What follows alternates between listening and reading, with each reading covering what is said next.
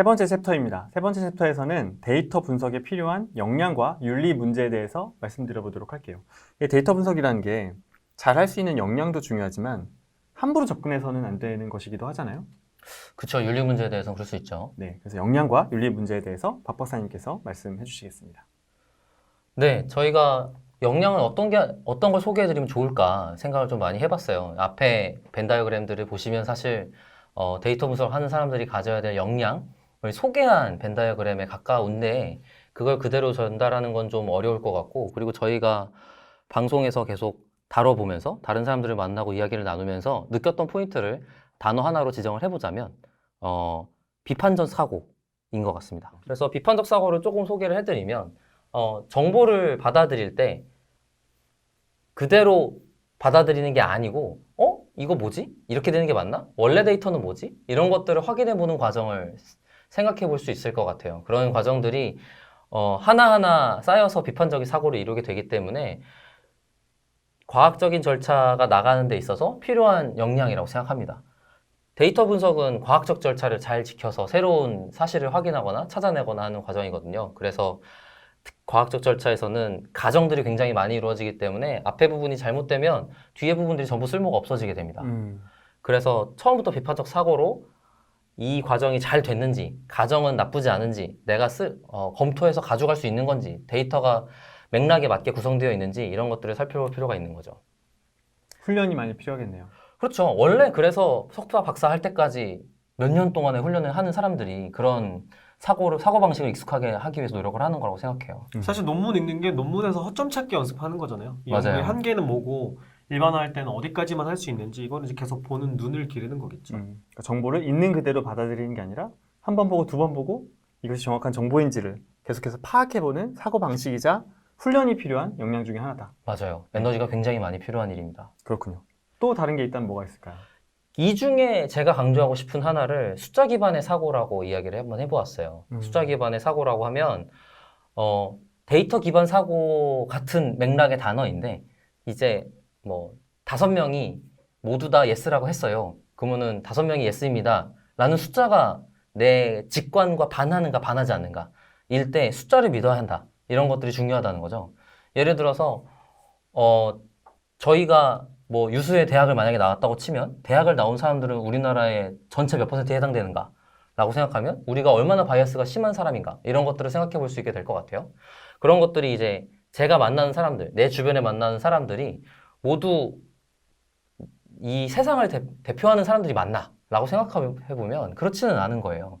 그러니까 숫자에 기반했을 때 통계의 숫자가 이렇게 나왔으니까 내가 지금 느끼는 거랑은 다르게 세상은 이렇게 되어 있구나. 혹은 그게 전체적으로 완전히 표현하지 못하니까 그걸 대표값으로 놓고 이럴 수도 있겠구나 라는 상상을 하면서 봐야 되는 거죠. 숫자에 매몰되는 사고도 당연히 중요하진 않아요. 직관, 특히 훈련된 직관은 굉장히 훌륭하고 새로운 통찰력을 제공하기 때문에 직관으로 해야 할 수 있는 범위의 영역이 있고 숫자로 커버하거나 내가 공부할 수 있는 영역이 있는 겁니다. 근데 이제 그동안은 공부해내는 영역 부분이 없이 직관에만 의존해왔던 건데 새로운 공부를 통해서 정보를 취득하고 그때 새로운 인사이트를 얻어내는 과정을 반복한다면 데이터 분석을 하는데 중요한 사고 과정으로서 도움이 될 거라고 생각합니다. 그 다음은 윤리에 대한 문제에 대해서도 알아보도록 하죠. 네, 맞습니다. 윤리 문제를 저희가 보안과 더불어서 같이 이야기를 해볼 건데요. 첫째는 개인정보 이슈입니다. 개인정보는 사람들에게 굉장히 많이 조심히 다루어야 할 정보예요. 왜냐하면 예를 들어서 저희가 뭐 카드를 사용하는데 그 카드 사용의 데이터가 다른 사람들이 막 편하게 볼 수 있다라고 생각하면 굉장히 소름 끼치고 무서운 일이 될 거예요. 그런데 데이터를 다루는 사람들은 데이터의 정보 접근 권한이 굉장히 높습니다. 모든 회사에서. 그렇기 때문에 그런 개인정보를 남용하기 좋은 위치에 있어요. 그렇기 때문에 데이터를 다루시는 분들에서는 이런 보안을 침해하는 요소가 있거나 아니면은 개인정보를 침해하는 요소가 있을 수 있다는 것을 인지하고 항상 조심해서 다뤄야 합니다. 대부분의 경우 회사에서는 그런 거를 안전망적으로 법적으로 제도화하고 있기 때문에 문제가 되지는 않을 텐데 그런 부분이 불편하다, 힘들다, 이거 별로다, 제도가 왜 이렇게 불편하게 돼 있냐 이게 아니라 조심해야 될 일이기 때문에 반대로 데이터 분석하는 사람들을 보호하는 장치이다 라고 이해해 주셨으면 좋겠습니다. 그리고 이거는 개인정보 이슈인데요. 그거 말고 이제 법적인 이슈가 다른 게 침해하기 좋은 게 하나 더 있어서 소개를 해드립니다. 그 부분은 이제 크롤링에 대해서인데요. 데이터를 취득하는 데 있어서 크롤링은 굉장히 쉽게 사용할 수 있는 방법 중 하나입니다. 그런데 크롤링은 법적으로 여러 가지 권리를 침해할 가능성이 높은 행위예요. 예를 들어서 데이터 확보를 위한 크롤링을 하게 되면 가장 대표적으로 저작권을 침해하게 됩니다. 물론 저작권 침해를 고소를 당할 단계까지 가기는 정말 쉽지 않긴 합니다만 침해하는 것이 달라지진 않고요. 그리고 대부분의 경우는 그래서 업무방해죄, 그 다음에 데이터베이스법 침해 정도로 실제로 재판 판례들이 있는 거고 그런 부분에 있어서는 개인이 침해하기는 정말 쉽지 않기는 합니다만 회사에서 일을 할 때 있어서도 굉장히 조심해서 다루어야 할 일이긴 합니다.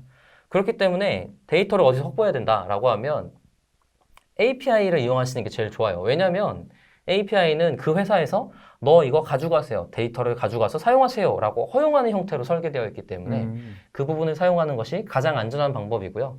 크롤링을 하더라도 법적인 의무는 없습니다만 웹페이지 같은 경우는 로봇적 텍스트라고 하는 관례를 사용하기도 합니다. 이 페이지는 크롤링하지 마세요 라는 걸 작성해 놓은 문서인데요.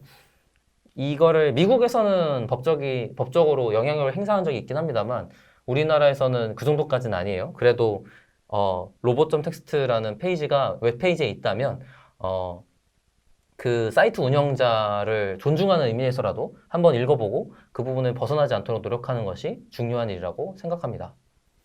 종합해보면 데이터 분석에는 비판적인 사고 그리고 숫자 기반의 사고 이 두 가지가 굉장히 중요하고 그럼에도 불구하고 데이터 분석을 하는 그 행위 자체도 중요하지만 사실은 내가 다루는 데이터, 내가 분석하는 그 데이터 하나하나의 주인이 사실은 우리의 개인이고 민감한 정보일 수도 있으니까 그죠? 주의하라는 것. 그리고 사람이 아닌 데이터를 웹에서 크롤링을 통해서 수집할 때도 여러 가지 법적 이슈가 있을 수 있다는 걸 잘 생각을 하고 조심스럽게 접근해야 된다. 이렇게 결론을 내려볼 수 있겠네요. 개인이 크롤링을 많이 하면 서버 같은 데 문제가 생기는 건가요?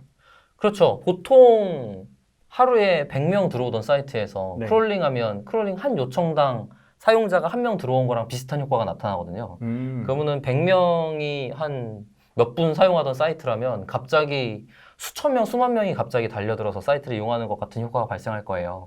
그러면 이제 서버 비용이라든지 여러 가지 운영상의 이슈가 발생하기 때문에 업무방해죄로 고소를 당할 수도 있습니다.